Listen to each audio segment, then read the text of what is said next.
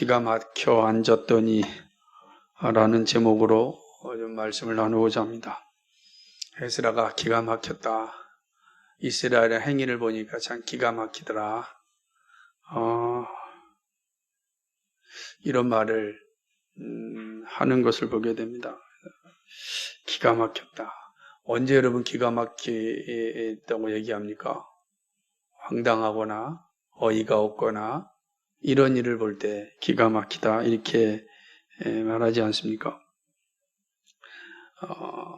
그리스도인이라 하는 이름은 예수 그리스도를 만나 구원의 확신을 갖고 하나님 나라를 소망하며 살아가는 것입니다. 그래서 구원받은 자에게 분명히 나타나는 한 가지 표징은 내가 예수님으로 말미암아 구원받았고 하나님 나라 백성으로 백성이 되었으므로 이제 나의 삶은 하나님의 영광을 위하여 산다 이렇게 나타나는 것입니다.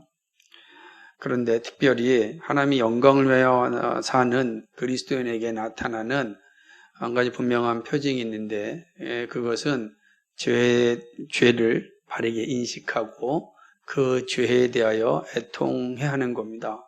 이 애통하는 마음이 없이는 사실은 하나님의 영광을 위하여 살 수가 없습니다.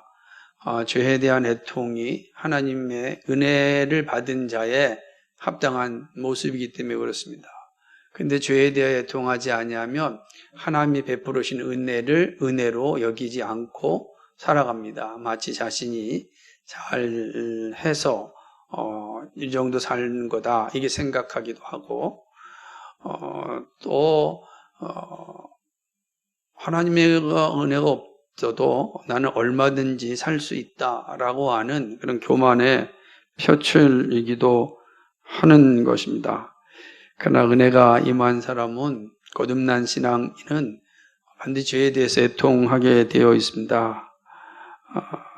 왜냐하면 우리가 믿음이라는 말을 할 때는 죄와는 멀어졌다 이런 거 믿음을 가지면 가질수록 죄로부터는 멀어진 사람이다 라는 의미를 가지고 있습니다.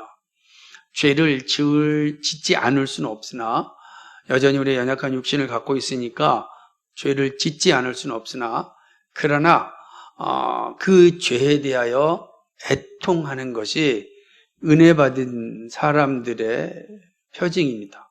내가 은혜 받았다 그러면 반드시 죄를 애통하는 자리, 회개의 자리에 있게 되는 것입니다.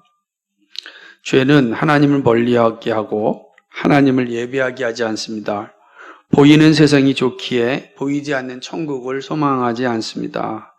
이 죄가 주는 족쇄입니다.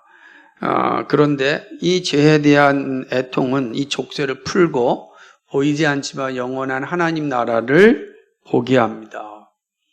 이게 놀라운 은혜가 되는 거죠. 그래서 성경의 위대한 사람들의 특징을 하나로 한번 얘기해 보십시오. 그러면 단 하나로 얘기할 수는 없겠지만 공통적인 하나를 얘기한다면 다 죄에 대하여 애통해야 하는 사람입니다.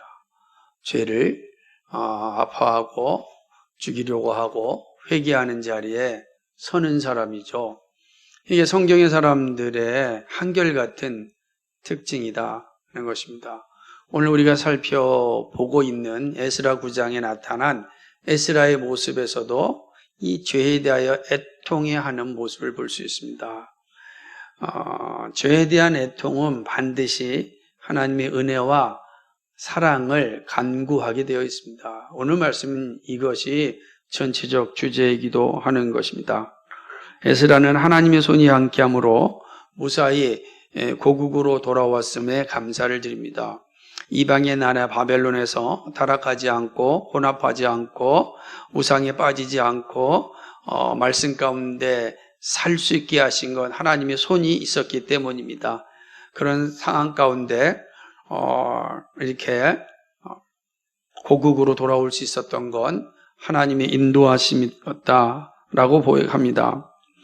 어떻게 돌아왔는지에 대한 여정의 기록은 없지만 그러나 에스라가 레위인을 구하였던 것을 보게 되면 그는 오는 길 내내 하나님의 말씀에 의지하여서 그 긴 여정을 마쳤음을 알 수가 있습니다. 그는 돌아와서 하나님 앞에 성대하게 번제를 드립니다. 모두가 즐거움과 행복한 가운데 있는 상황입니다. 얼마나 행복하겠습니까? 우리나라가 일제로부터 해방되었을 때 8.15 해방의 날의 그 사진들을 보게 되면 온 이 한반도 곳곳에서 막 그냥 그 기쁨의 놀이로 기쁨의 그 함성을 보게 됩니다. 이루 말할 수 없는 기쁨이겠죠. 어떻게 말로 표현할 수 있겠습니까? 이스라엘 역시 2차 귀환한 이스라엘 백성들은 그런 은혜의 자리에 있었습니다. 그런데 그 은혜는 잠깐이고 1차 귀환한 사람들뿐만 아니라 남아있었던 이 이스라엘 백성들의 이야기가 에스라의 마음을 가슴 아프게 합니다.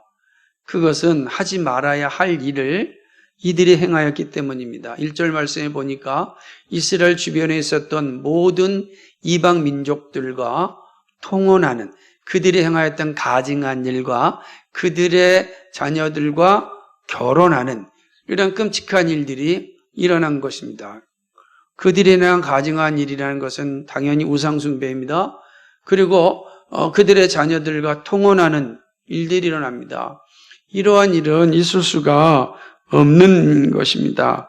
왜냐하면 하나님께서 그 일을 금하셨기 때문입니다.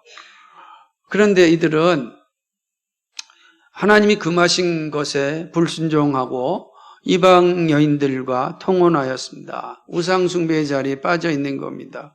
기가 막히지 않습니까? 왜 기가 막힙니까?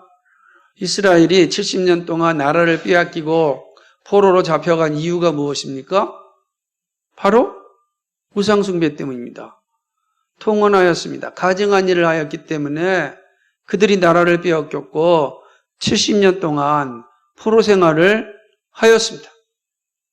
그런데 지금 포로 생활이 끝나고 다시 고국으로 돌아왔는데 고국 땅의 모습이 포로로 잡혀가기 전에 이전의 모습과 다를 바가 없는 것을 보는 겁니다.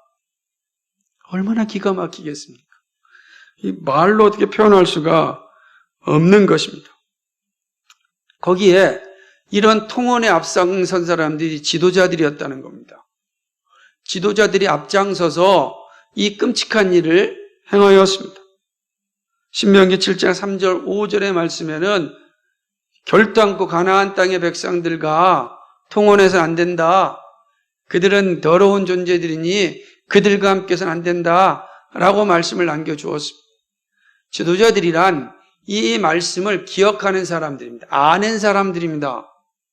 말씀을 아는 사람들이에요. 말씀을 들은 사람들입니다. 그런데 이들이 하나님의 말씀을 앞장서서 불순종합니다.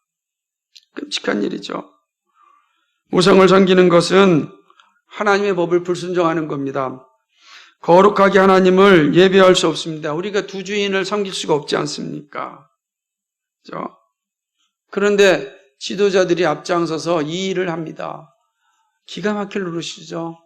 그게 애통하는 마음이 기가 막힌 모습이에요.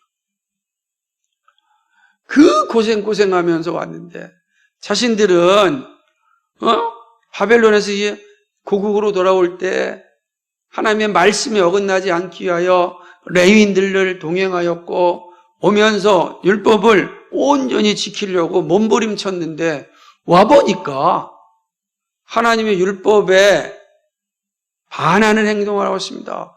불순종하는 행동을 하고 있습니다. 우상숭배를 하고 있습니다. 얼마나 기가 막힌 일이겠습니까? 그러니까 기가 막힌 겁니다. 그렇죠? 이에 에스라는 하나님 앞에 정결함을 위하여 기도할 것을 선포합니다. 5절과 7절 한번 읽어볼까요? 5절에서부터 7절 한번 같이 읽어보시죠. 에스라가 선포하는 내용입니다.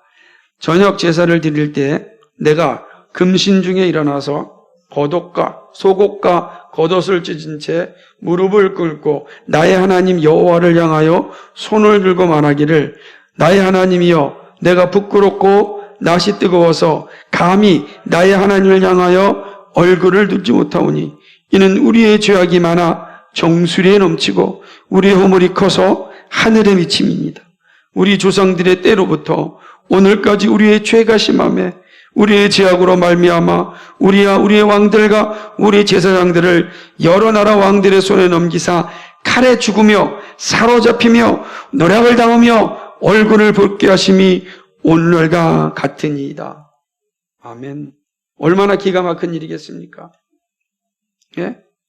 생각을 해보십시오. 이 기가 막힌 일들이 현재 일어나고 있는 것입니다.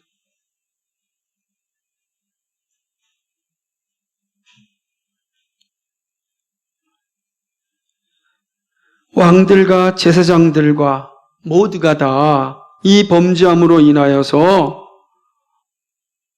죽임을 당하였습니다. 에스라는 우리의 죄가 정수리에 넘친다고 이야기합니다. 하늘에 미쳤다고 이야기하는 것입니다.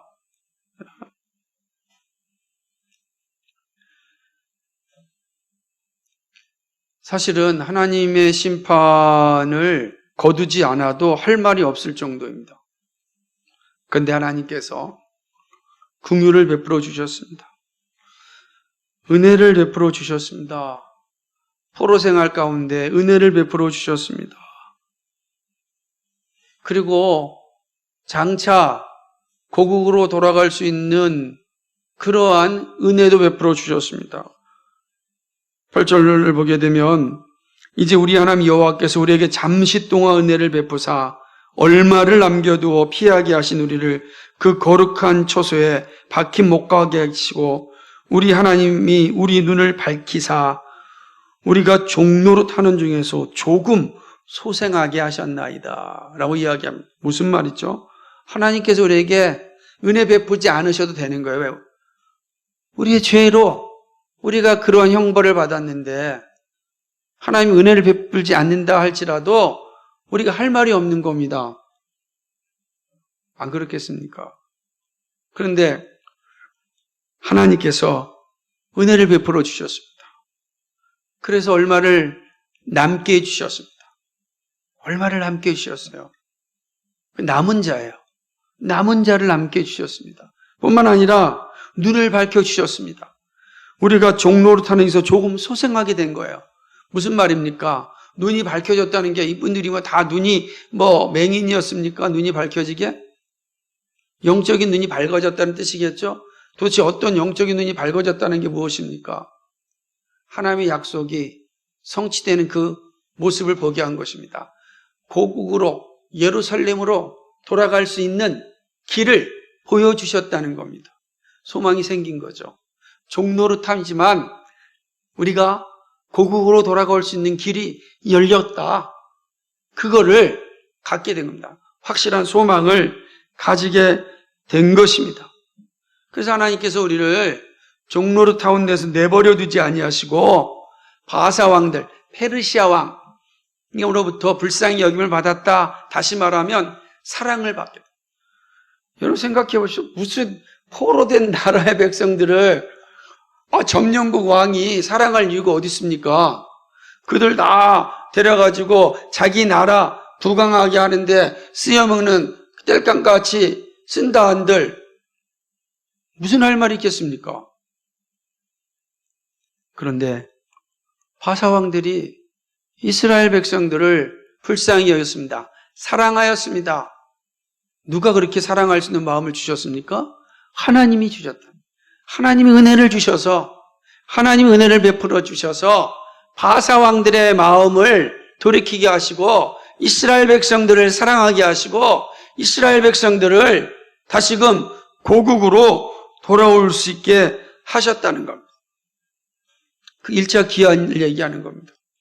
그 1차 기한을 하게 하셔가지고 와서 성전을 다시 짓게 하시고 무너진 터를 다시 쌓게 하셨다는 겁니다. 생각해 보십시오.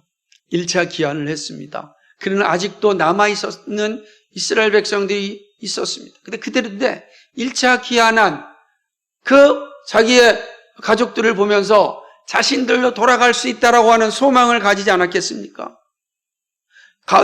들려오는 소리가 다시 예루살렘에 성전이 건축되고 있고 무너진 터전들이 다시 쌓고 있다는 소리를 듣게 됩니다.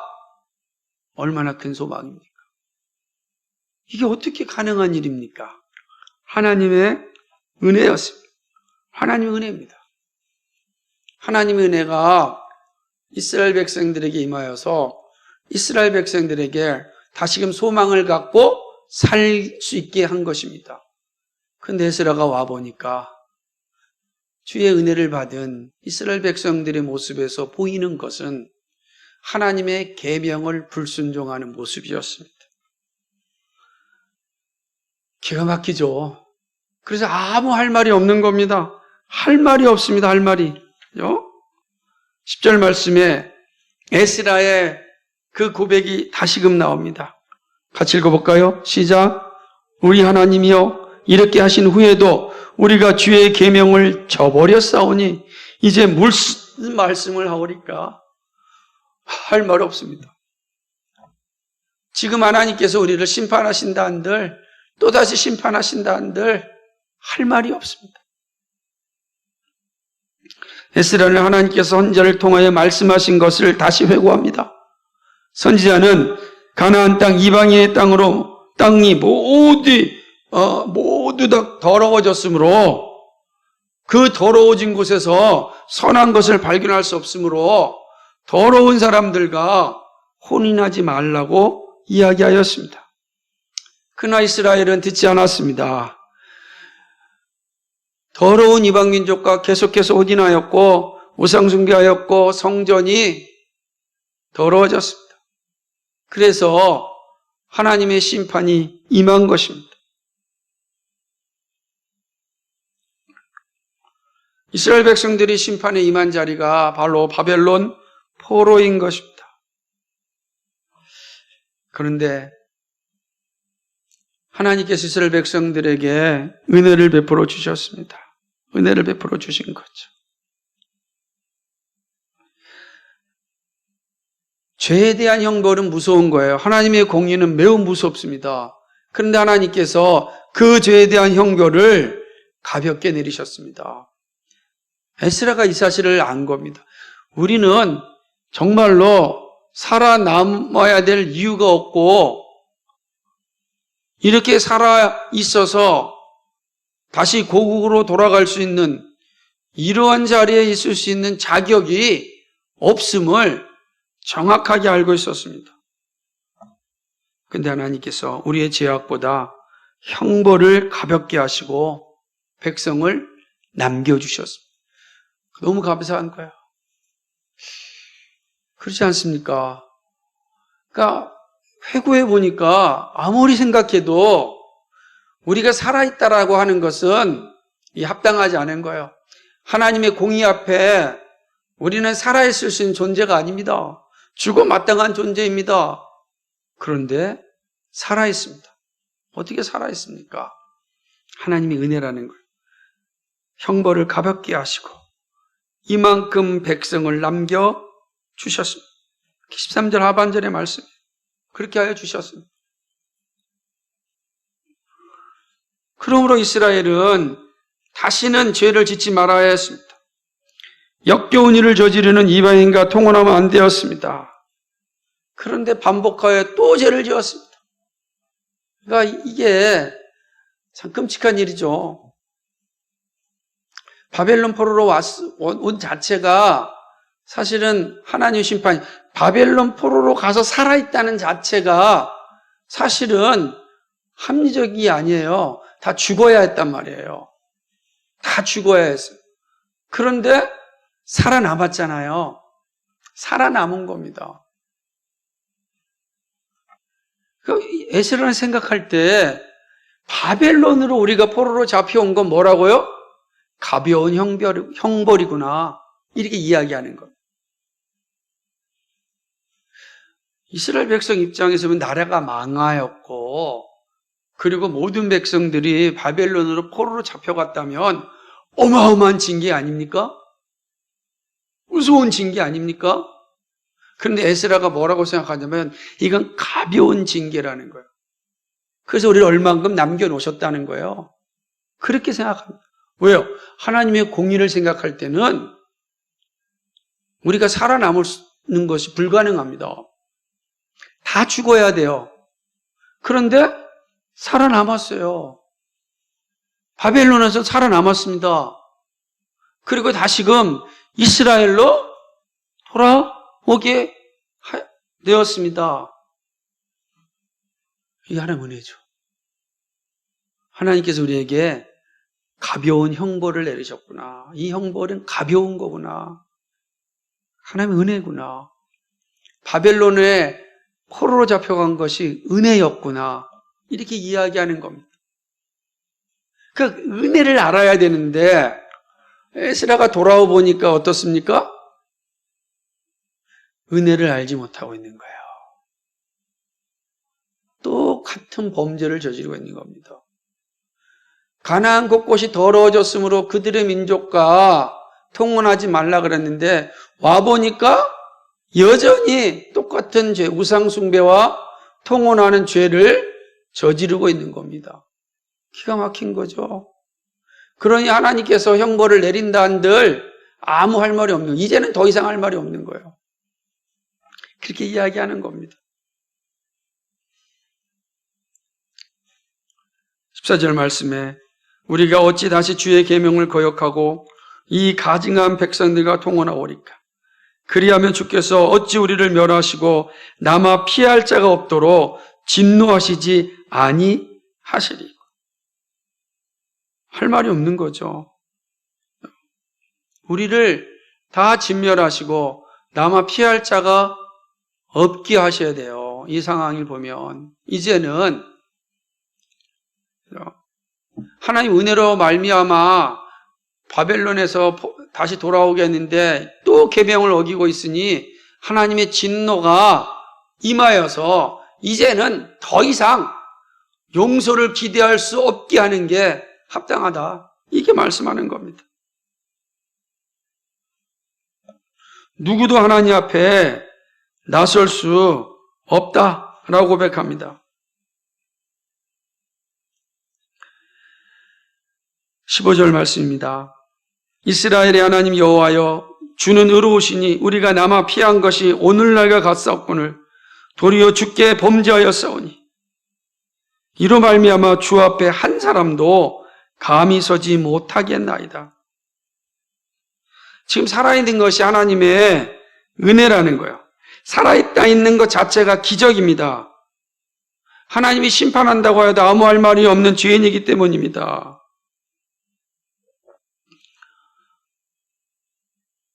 지금 하나님의 은혜와 사랑이 아니면 살아있을 수 없는 것입니다. 이 말은 어떤 의미겠습니까? 15절 말씀을 읽을 때 어떤 내용이 드십니까? 주 앞에 한 사람도 감히 서지 못하겠나이다. 지금 바벨론에서 돌아와가지고 그 영광 가운데 이스라엘 앞에 예루살렘에 와 있는데 예루살렘의 모습을 보니까 내가 하나님 앞에 서 있는 게 감당할 수 없다는 거예요. 무슨 말이에요? 하나님의 은혜와 사랑이 없다면 우리는 심판받는다 한들 아무 할 말도 없습니다. 더 적극적으로 무엇이죠? 하나님 다시 한번 은혜를 베풀어 주옵소서. 다시 한번 사랑을 베풀어 주옵소서 라고 하는 기도입니다. 기가 막힌 현실을 통하여 말씀하시는 교훈은 분명합니다. 하나님의 은혜가 없이는 구원의 자리에 설 수 없다는 사실입니다. 하나님 은혜가 없이는 우리 가운데 누구도 구원의 자리에 설 수 없습니다. 인간의 부패한 본성으로는 결코 구원에 이룰 수 없음을 분명하게 보여줍니다. 부패한 죄인은 죄를 즐기며 살지 고난 가운데 믿음으로 살려고 하지 않습니다. 우리는 주어진 상황이 조금만 힘들면 온갖 이유를 댑니다. 여러분 한번 이스라엘 백성들 입장 한번 돌아가 봅시다.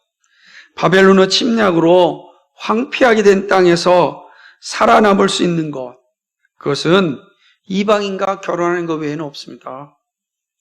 우리도 힘을 다해 살려고 했지만 현실이 너무 어렵습니다. 아무도 없지 않습니까? 다 이스라엘 여인들이 다 바벨론으로 가 있는데 어떻게 합니까? 우리도 살아남아야 되지 않습니까? 현실적으로 본다면 매우 합리적인 이유가 됩니다. 그렇지 않습니까? 나라는 다 황폐하였습니다. 그렇죠? 혼자 사는 게 얼마나 어렵습니까? 자손은 이어가야 되지 않겠습니까? 나라도 지켜야 되지 않겠습니까? 그런데 우리의 눈의 현실에는 이방인 여인밖에 없습니다.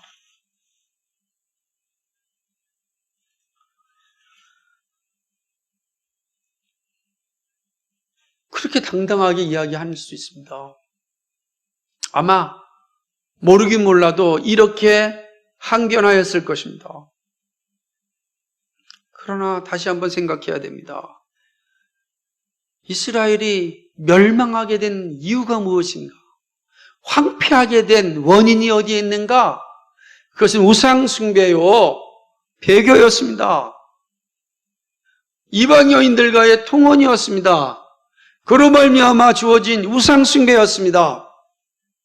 다시 말한다면 현실에 굴복하여서 세상과 타협하여 살면 잠깐은 편할 수 있을지 모르지만 반드시 멸망이 이르는 겁니다. 하나님의 나라는 그들에게 주어지지 않습니다. 이 사실을 잊어버린 겁니다. 멸망하게 된 원인이 지금 우상숭배에 있었는데 그 짓을 또 하고 있습니다. 얼마나 기가 막힌 일입니까? 하지만 이것이 이스라엘 백성들만의 모습이겠습니까? 우리의 모습은 아닙니까? 그리스도의 십자가의 은혜가 없이는 우리는 살아남을 수가 없습니다. 십자가의 은혜가 얼마를 구원받게 하셨습니다. 구원받기로 작정된 자만이 구원에 이르게 되었습니다. 우리의 모습을 보시기 바랍니다. 우리의 행위로 구원이 가능합니까? 우리의 행위를 보면 지옥 형벌 받기에 딱 알맞습니다. 은혜를 줘도 알지 못하면서 또 죄를 짓는 이스라엘 백성과 같습니다. 하나님이 심판을 내리신다고 해도 할 말이 없지 않습니까? 말씀을 따라 사는 것이 아니라 이 세상을 따라 살고 있는 모습을 보시기 바랍니다. 그러면서도 하나님의 은혜를 구하는 우리의 모습이 얼마나 천박스럽습니까?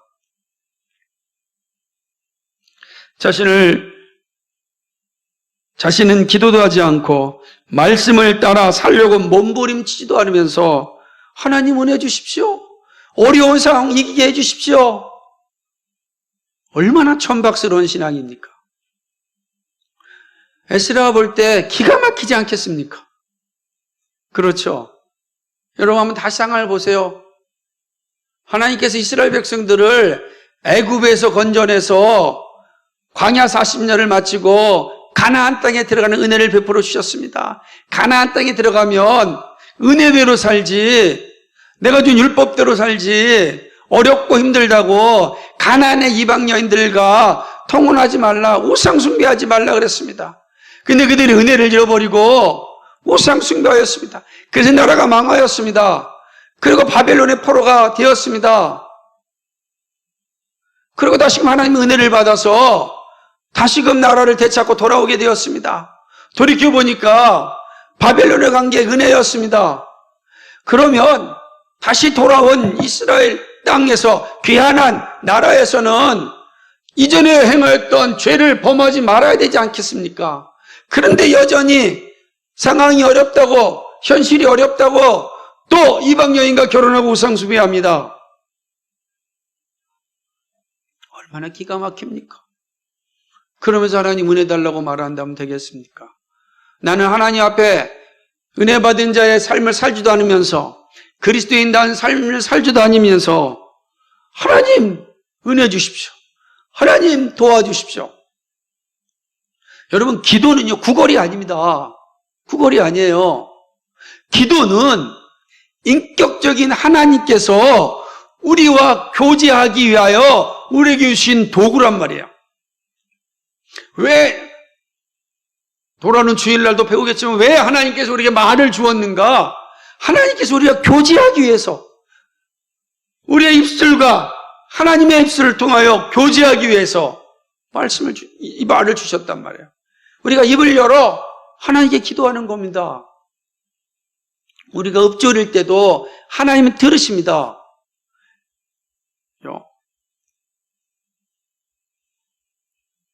그런데 평상시에 기도도 안 하고 어려움이 온다고 하나님 왜 이러십니까? 이렇게 말한다면 얼마나 기가 막히겠습니까? 그리스도의 은혜가 아니면 우린 벌써 형벌 가운데 있어야 합니다. 그런데 그리스도의 은혜가 우리를 구원하시고 지키고 계십니다. 성령님이 탄식하심이 있기에 견디는 것입니다. 이제 우리는 은혜 받은 자의 삶을 살아야 합니다. 세상과 타협하지 말아야 합니다. 세상이 주는 것이 전부인 양 믿고 산다면 그것으로 인하여 심판받습니다. 사람들은 외적인 것을 믿지만 우리는 그리스도의 사랑과 은혜를 믿습니다. 여러분, 은혜의 자리에 항상 머물러 있어야 됩니다. 근데 은혜의 통로가 뭐죠? 말씀과 기도 아닙니까? 말씀과 기도와 성례예요. 그러니까 이것이 없이 은혜의 자리에 머물 수 없는 거예요. 은혜의 자리에 머물 수 없으면 우리는 우상 숭배 자리에 서게 되고 하나님의 심판을 받게, 형벌을 받게 되는 겁니다. 은혜 받은 그리스도인들은 천박한 신앙인이 돼서는 안 돼요. 정말 고귀한 인격적인 신앙이 되어야 됩니다. 그래서 날마다 은혜의 통로를 사용하는 겁니다. 우리가 그 일을 잘 감당해야 돼요. 그럴 때 하나님이 주시는 은혜를 끊임없이 누리게 되는 겁니다. 오늘 우리의 모습을 볼 때 아무 할 말이 없는 것 같아도 하나님의 은혜가 우리를 붙잡고 있음을 아셔야 됩니다. 그리고 늘 그 하나님 앞에 기도하고 그 다음에 구해야 되는 겁니다.